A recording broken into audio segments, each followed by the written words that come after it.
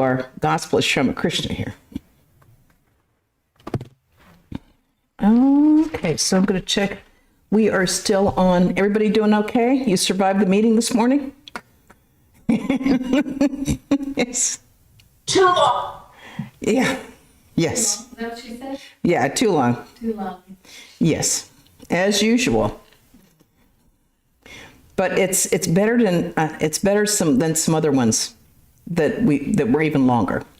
So today is Wednesday, July 15th, 1885, and we are, I believe, on page 811.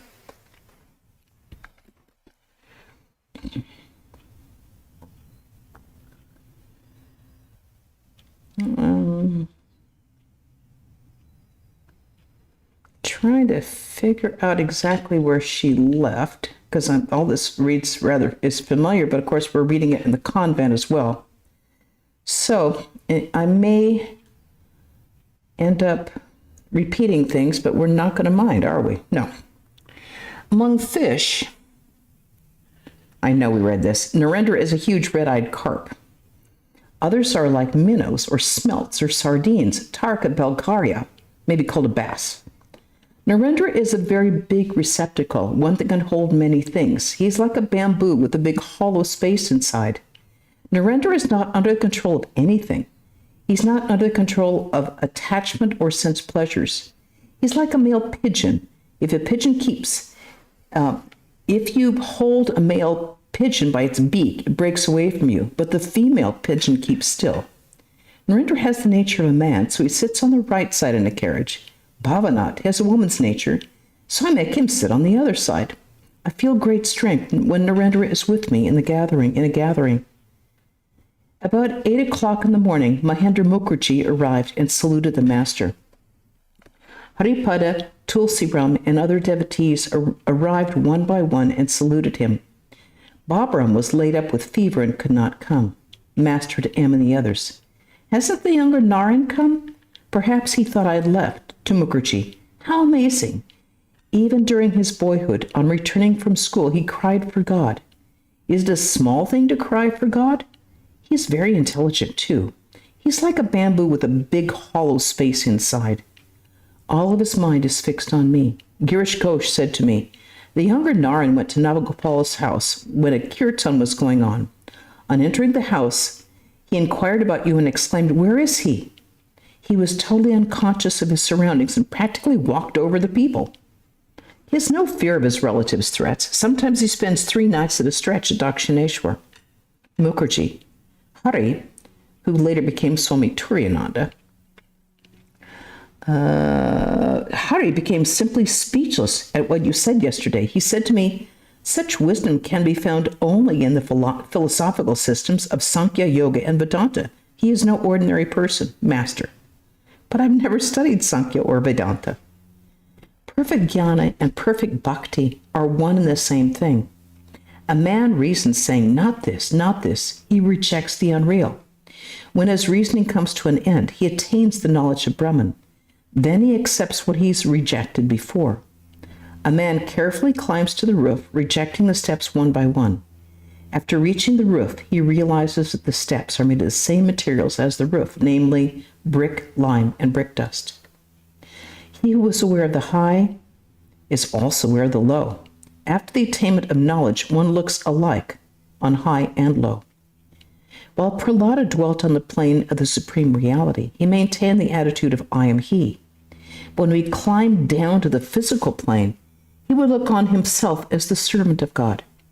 Hanuman also sometimes said, I am he. Sometimes I am the servant of God. Sometimes I am a part of God. Why should a man cherish love for God in his heart? How else will he live? How else will he spend his days? To be sure, the ego does not disappear altogether. As long as the pot of I persists, that's body consciousness, one cannot realize I am he. In samadhi, the ego completely disappears. I'm sorry, it says totally. In samadhi, the ego totally disappears. Then what is remains. Ram Prasad said, "O mother, when shall I attain knowledge? O mother, when I shall attain knowledge, then you alone will know whether I am good or you are good. As long as I consciousness exists, one should have the attitude of a bhakta. One should not say, I am God. A man aware of his body should feel that he is not Krishna himself, but he is a devotee. But if God draws the devotee to himself, then it is different. It is like the master saying to his devoted servant, come, take your seat near me. You are the same as I. The waves are part of the Ganges, but the Ganges is not part of the waves. Shiva experiences two states of mind. When he is completely absorbed in his own self, he feels, I am he. In that union, neither body nor mind functions. But when he is conscious of his separate ego, he dances, exclaiming, Rama, Rama. That which is unmoving also moves. Just now you are still, but a few moments later you will be engaged in action. Jnana and bhakti are one and the same. The difference is like this. One man says water and another a block of ice. Generally speaking, there are two kinds of samadhi. First, sthira or jada samadhi. One attains it by following the path of knowledge as the result of the destruction of the ego through reasoning. Second, bhava samadhi. One attains this by following the path of bhakti. In the second samadhi, a trace of ego remains, like a line, in order to enable the devotee to enjoy God, to taste his leela. But one cannot understand all this if one is attached to woman and gold. I said to Cater, you will never succeed if your mind dwells on lust and greed. I wanted to pass my hand over his chest, but I could not. He had knots and twists inside. It was like a room smelling of filth, which I could not enter. His attachment to the world is very deep. It's like a natural emblem of Shiva, whose roots spread as far as Benares. One will never succeed if one is attached to the world, to lust and greed. The youngsters are not yet unattached. The youngsters are yet untouched by lust and greed. That is why I love them so dearly. Hazra says to me, you love a boy if he comes from a wealthy family or if he's handsome. If that is so, then why do I love Harish, Latu, and Narendra? Narendra hasn't a penny to buy salt to season his rice. The youngsters' minds are not colored by worldliness. That is why they are so pure in heart. Besides, many of them are eternally perfect. They've been drawn to God from their very birth. It is like a garden in which, while cleaning it, you suddenly discover water pipes. The water gushes forth without any effort on your part. Balaram, sir, how is it possible for Purna to know all of a sudden that the world is illusory? Master, he has inherited that knowledge from his previous births. In his past lives, he practiced many disciplines. It is the body alone that is small or grows big, not the Atman. Do you know what these youngsters are like? They're like certain plants that grow fruit first and then flowers. These devotees, first of all, have the vision of God. Next, they hear about his glories and attributes. And last of all, they are united with him. Look at Niranjan. He always keeps his accounts clear. He will be able to go whenever he hears the call. But one should look after one's mother as long as she is alive. I used to worship my mother with flowers and sandal paste. It is the mother of the universe who is embodied as our earthly mother. As long as you look after your own body, you must look after your mother too. Therefore, I said to Hazra, when you have a cold, you procure black pepper, sugar candy, and salt. As long as you feel you must look after your body, you must look after your mother too. But it's quite different when you completely forget your body. Then God himself assumes your responsibilities. A minor cannot look after himself, therefore a guardian is appointed for him. Chaitanya Deva, like a minor, could not look after himself. M went to the Ganges to bathe.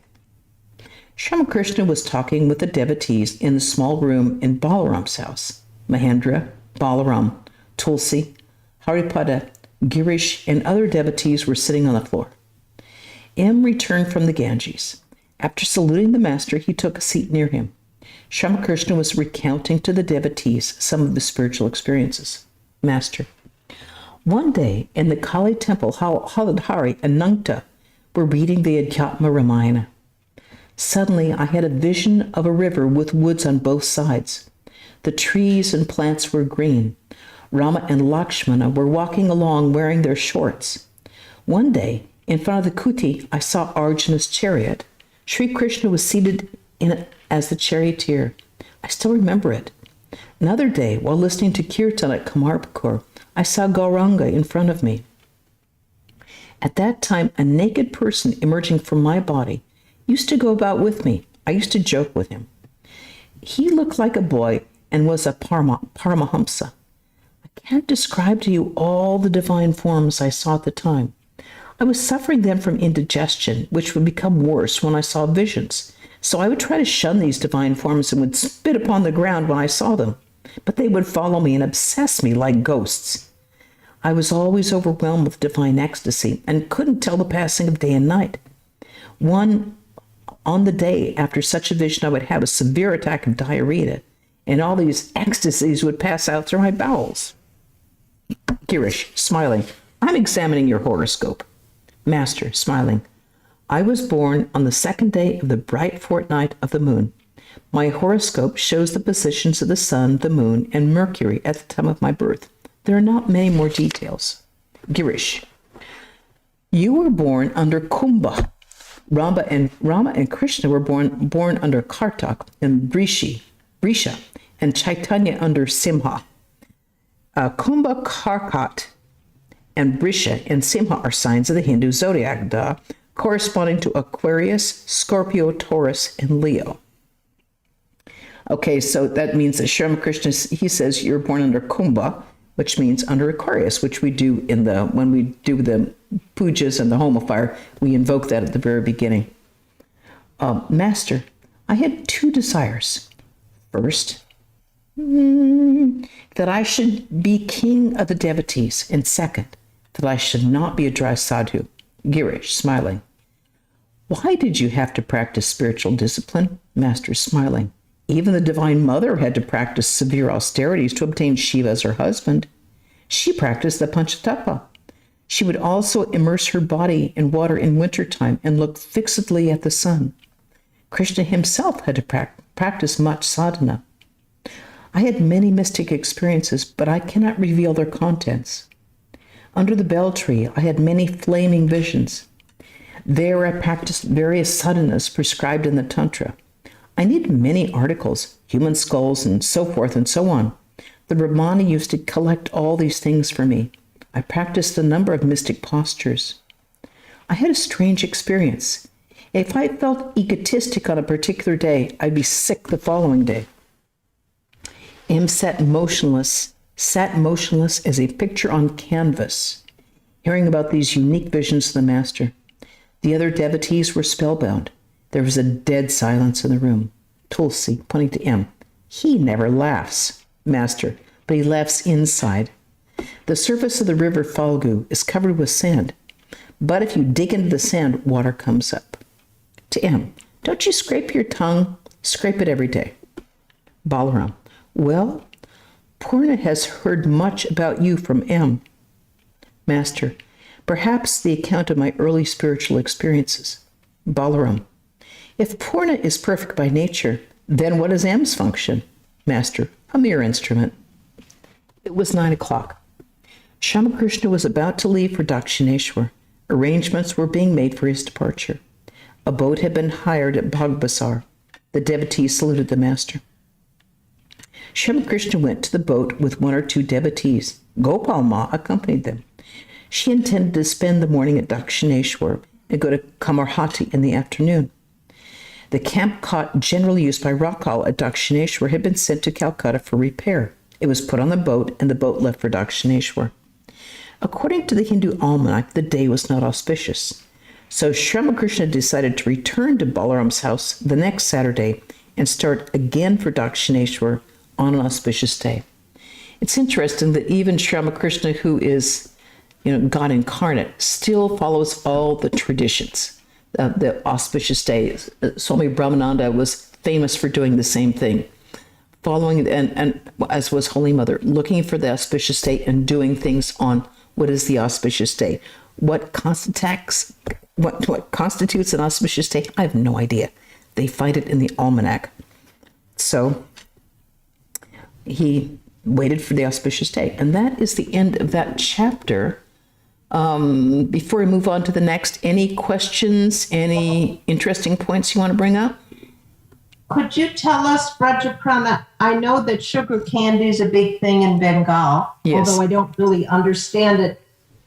Do you know why they procure black salt, sugar candy, and salt for a cold? Do they mix them together? I suspect they mix them together. I think they probably boil them up together, just like we do with ginger and cayenne.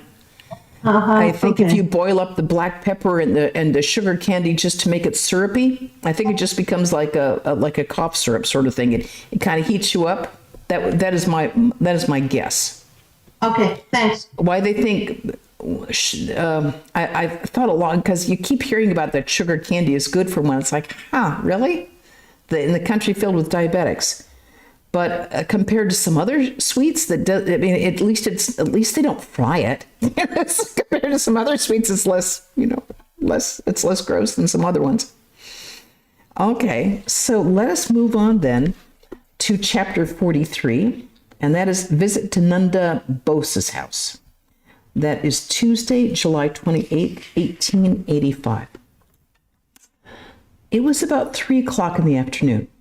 Sri Ramakrishna was sitting in Balaram's drawing room with the devotees. Among others, Binode, Rakhal, the younger Naran, and M were present. The master had come to Balaram's house in the morning and taken his midday meal there. At Balaram's house, the deity was worshipped as Jagannath, and the members of the family partook of the food offered to the deity. Sri Ramakrishna used to say that the food at Balaram's house was very pure. Narayan and certain other devotees had remarked to the master that Nanda Bose, an aristocrat of Bhagbasar, had many pictures of gods and goddesses in the house. Hence, Sri Ramakrishna intended to pay a visit to Nanda's house in the afternoon. A Brahmin woman devoted to the master lived nearby. She often came to see him at Dakshineshwar. She was extremely sorrowful over the death of her only daughter. I believe that's Yoginma. And the master had agreed to go to her house. She had invited him with great earnestness. From her house, the master was to go to the house of Ganu's mother, another devotee. The younger Naran had said to Sri Ramakrishna that he would not be able to visit him on account of having to prepare for his examinations. Master, to the younger Naran, I didn't send for you today. To the younger Naran. The younger Naran, smiling. What can be done about it now? Master, well, my child, I don't want to interfere with your studies. You may visit me when you have leisure. The master said these words as if he were piqued. He was ready to go to Nanda Bose's house. A palanquin was brought for him, and he got into it repeating the name of God. He had put on a pair of black varnished slippers with a red bordered cloth. As Sri Ramakrishna sat down in the palanquin, M put the slippers by his side. He accompanied the palanquin on foot. Parish joined them. They entered the gate of Nanda's house, crossing the spacious square, and stopped in front of the building. The members of the family greeted the master. He asked M to hand him the slippers, and then got out of the palanquin and entered the large hall. It was a very spacious room. Pictures of gods and goddesses were hanging on all the sides. Nanda Bose and his brother Pashupati, name of Shiva, literally Lord of the Beast, Pashupati, saluted Sri Ramakrishna. The devotees of the master also arrived. Girish's brother Atul came, and Prasanna's father, who was a frequent visitor at Nanda's house, was there. Prasanna was a devotee of the master. The master looked at the pictures. M and a few other devotees stood around him, and Pashupati was explaining the pictures to them. The first picture was of Vishnu with 4 arms. At the very sight of it, Sri Ramakrishna was overwhelmed with ecstasy. He sat down on the floor and remained a few minutes in that spiritual mood. In the second picture, Rama was blessing Hanuman with his hand on the devotee's head. Hanuman's gaze was fixed on Rama's lotus feet. The master looked at the picture a long time and exclaimed with great fervor, "Ah me, ah me." The third picture was of Krishna standing with a flute to his lips under the Kadamba tree. The fourth was Vamana, the dwarf, who was an incarnation of Vishnu. The master looked intently at this picture. Next, the master looked at the picture of Nrsimha, which is an incarnation of God who preceded Vamana, and he was half man, half lion. Let's see. All right, Nrsimha, and then one of Krishna with a herd of cows. Krishna was tending the cows with his cowherd friends on the bank of the Jamuna at Vrindavan. M said, a lovely picture. Ramakrishna then saw pictures of Dhumavati, Shorashi, Bhuvaneshwari, Tara, and Kali. He said, all these portray the terrible aspects of the Divine Mother. If one keeps these pictures, one should worship them. But you must be lucky to be able to hang them up on the wall. At the sight of Annapurna's picture, Ramakrishna exclaimed with great fervor, grand, grand. The next picture was one of Radhika as monarch. She was seated on a throne in the Nikunja grove, surrounded by her women attendants. Sri Krishna guarded the entrance of the grove as her officer. Next was Sri Krishna's picture. Then came a picture of Saraswati, the goddess of learning and music. It was in a glass case. She was in ecstatic mood playing melodies on the veena. After seeing the pictures, Ramakrishna went to the master of the house and said, I'm very happy today. It is grand. You're a real Hindu. You have these pictures instead of English ones. I'm surprised. Nanda Bose was seated. He said to the master, please take a seat. Why are you standing? Ramakrishna sat down. These are very large pictures. You are a real Hindu. Nanda, I have European paint pictures also. Master smiling. They're not like these. I'm sure you don't pay much attention to them. A picture, it's important Ramakrishna says this because Ramakrishna said the pictures of divine incarnations and pictures of saints enliven one's spiritual life. They remind one of God. He said, just as a wax fruit reminds one of the real thing. So he always encouraged people to have these holy pictures around. And when he would go to the houses and he'd see pictures of the queen and king, or the queen and courtiers, or things like from European, he'd be a bit disappointed because he wanted them to have something on their walls to enliven their spiritual life, not to make them more rajasic or more ambitious or bring them down to this plane. A picture of Keshav's Navavidhan hung on the wall. That's the Brahma Samaj, the new dispensation. Suresh Mitra, a beloved householder disciple of the master, had it painted. In this picture, Ramakrishna was pointing out to Keshav that people of different religions proceeded to the path to the same goal by different paths. Master, that was painted for Surendra. Prasanna's father smiling. You too are in that picture. Master smiling. Yes, it contains everything. This is the ideal of modern times. As he spoke, Ramakrishna manifested great spiritual fervor.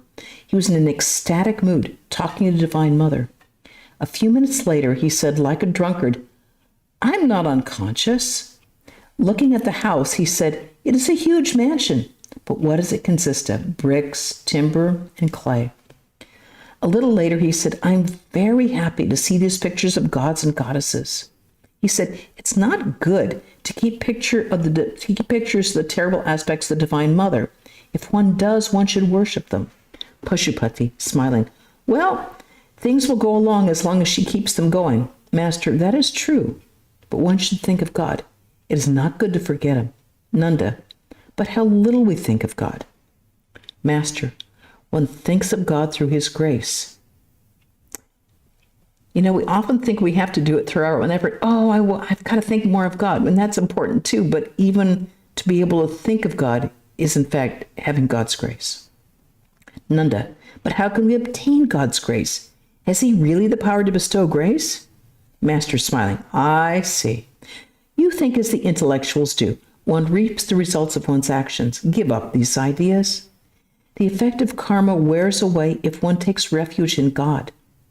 I prayed to the Divine Mother with flowers in my hand. Here, Mother, take thy sin. Here, take thy virtue.